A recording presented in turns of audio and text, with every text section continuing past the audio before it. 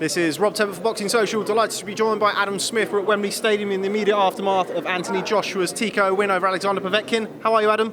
Very good. I thought it was a great fight. It was a wonderful effort from Alexander Povetkin and a brilliant finish from Anthony Joshua after a tough first few rounds. I thought he took the heat, and there was a lot of heat. You know, Povetkin had him in a bit of trouble at the end of the first round. The nose went, and but he found the answers. Joshua, he settled down. He got his range, worked the body well, started to soften up Povetkin. I had it really close going into the seventh. But when he had him hurt, he took him out. And that's what great heavyweights do. And I think that Anthony Joshua would have learned a lot from those 6.5 rounds, which will hold him in really good stead for the super fights expected next year. Now, you mentioned the sort of slow starter, Alexander Povetkin coming out all guns blazing. What do you think that was? Do you think that was Povetkin's just his game plan, or was it a bit of a slow start from Joshua? What was that?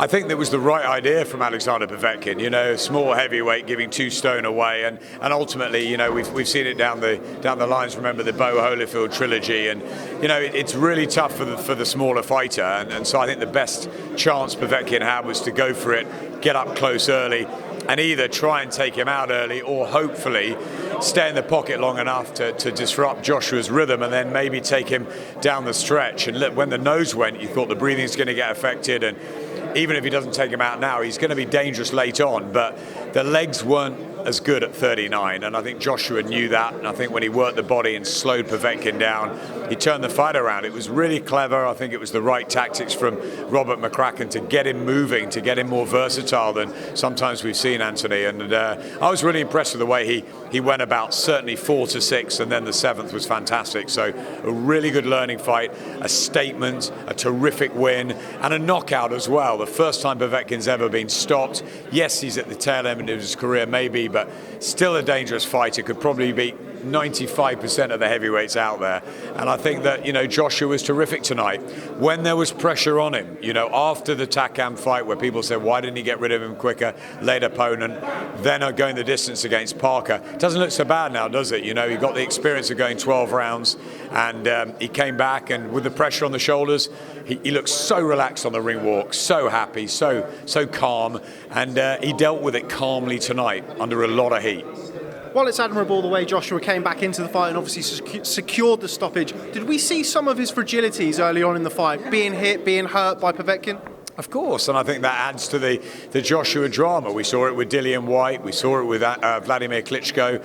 It's going to give Deontay Wilder fans and the Deontay Wilder team a lot of confidence that they can land a punch that will knock out Anthony Joshua, which just adds spice to the mix.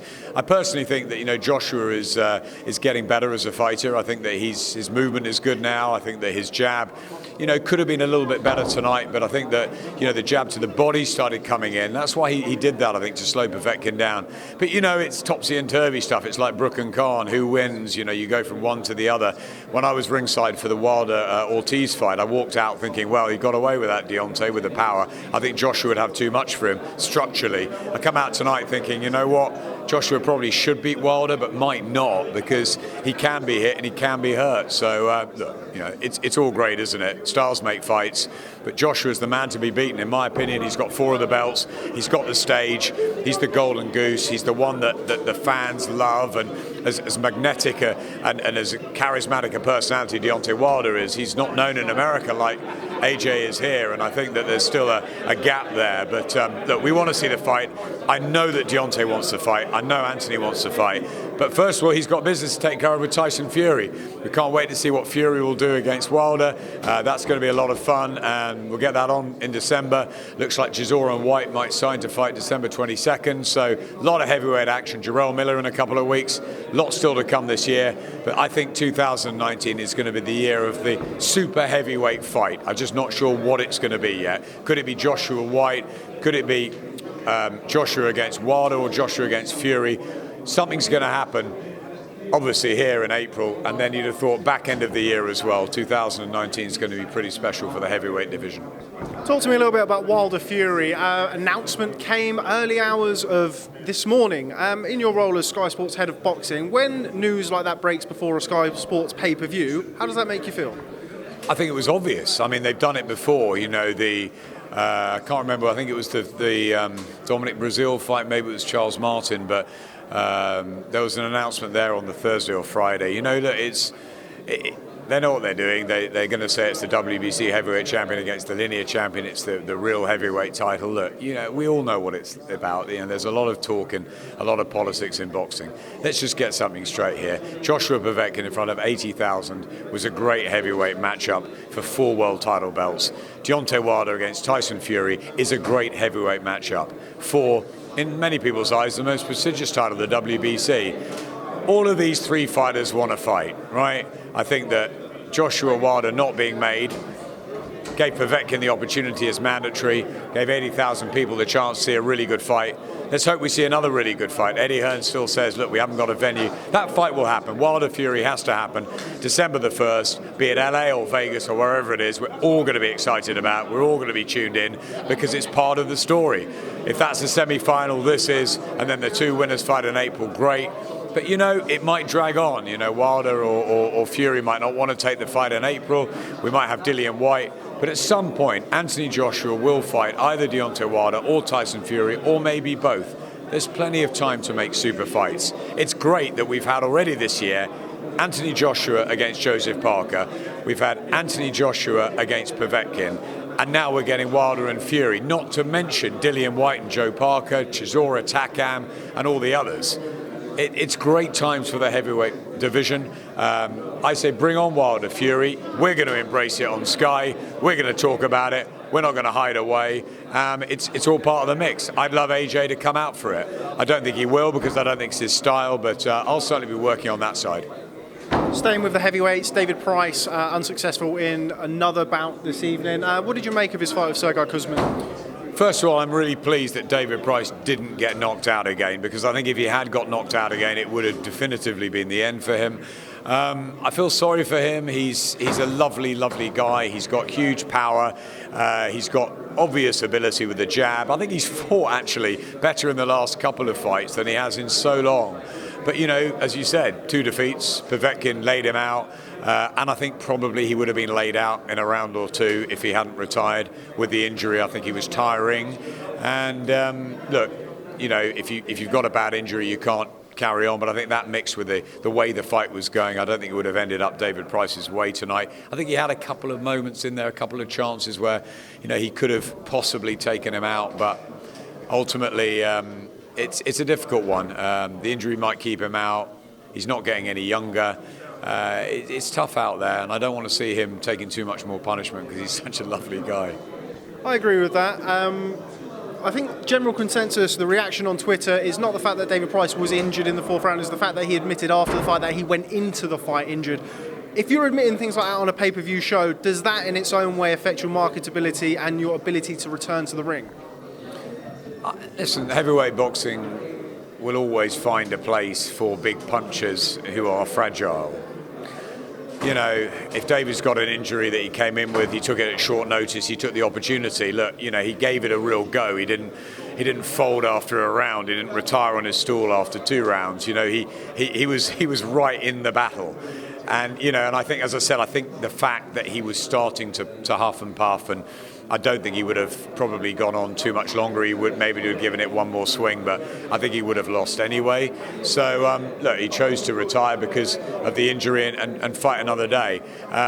We didn't know he was injured going in. That was news to us. Ultimately, he gave it a real exciting 4 rounds, and, what more can we ask for, really? He was an underdog. He wasn't expected to win, and a lot of people feel disappointed with the fact that A, he didn't, and B, he pulled out. But that's boxing. Elsewhere on the card, Lawrence Okolie versus Matty Askin. I think to say that didn't catch fire is something of an understatement. Talk to me about that fight. Matthew Macklin said it was one of the worst fights he's seen ever. I can't really disagree. It was a dire spectacle. It was a lot of holding, a lot of infringing of the rules, very messy. Matty Askin could never get going, but I don't think he really deserved anything out of the fight either. I don't think either of them really did. I mean, listen, Lawrence Okolie got the win, he got the British title, but he got it in a very, very difficult way. Should he have been thrown out after 3 points deducted? I don't know. He was competitive, he wanted to win, it just didn't work stylistically, and, it was just one to forget. he gets the British title. Askin loses, he'll probably be kicking himself tomorrow. But what a lot of people tell me, a lot of the opponents that have fought Lawrence Okolie, is that not only is he a nightmare to prepare for, but he's a nightmare to fight.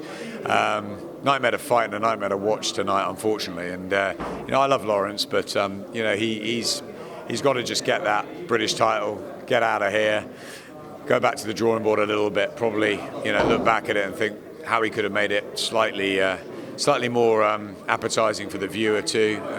It's a difficult one. Maybe it was just stylistically. He was good last time against Watkins, and he's a young guy and he's just learning. So I'd like to see Lawrence Okolie back, and he'll be back defending that British title. But I think it's one to forget tonight. Of course, this is the second fight in his last three that's not lit up the stage, should we say. His fight against Isaac Chamberlain also received similar reviews. What is that? Is it a stylistic problem that fighters have with Lawrence? Is it something that Lawrence needs to work on? I mean, he seems unbeatable at long range, but when the fight gets up and close, he is spoiling, he is fouling. By all accounts, he was quite lucky not to be disqualified tonight. What is it with Lawrence Okolie that seems to produce these fights? I think he's a work in progress. I think he's got long arms. I mean, he's some people say he's like a very novice Deontay Wilder. He's not quite sure maybe what to do in certain situations, but he's learning, and it's difficult. He's unbeaten. He's taking risks. Most fighters at 9 or 10 and 0 are not going to be, taking on British and Commonwealth cruiserweight title challenges. He's winning, and he's finding a way to win. So, you can't criticise him too much when he's attempting something. And he's very marketable. He's got an incredible personality. He's good for the game. He's infectious to be around, and Maybe he needs just to work on his ability to deal with different styles, but that will hopefully come. And if it doesn't, he'll get found out at a higher level. Okay, and just finally, elsewhere on the card, we saw Luke Campbell and Yvan Mendy. I saw a very close fight. Other people, including two of the judges, didn't necessarily agree with me. Tell me about that fight. Yeah, I didn't. I thought Luke Campbell won fairly convincingly. I thought that Mendy put a lot of pressure on, but I thought the scoring shots were from Campbell. I thought he got into a great rhythm, and I thought it was a really good performance. I thought it was a tactical game plan from Shane McGuigan that was executed almost perfectly. I think Mendy won two or three of the rounds and maybe had a good finish, but everything else I gave to Campbell. I thought he was great. I thought it was fair enough on the cards, and would it win him a world title? Well, maybe not against a Mikey Garcia or a Vasyl Lomachenko, but Luke Campbell could still become a world champion. I thought he needed the win tonight, and I thought he boxed to plan, and I thought he boxed really well. Well, I was several rows behind in the press box, but I will be rewatching that fight tonight because general consensus was it was a little bit wider than I saw it. Adam Smith, thanks very much for speaking to Boxing Social. Look forward to catching up with you soon. No problem at all.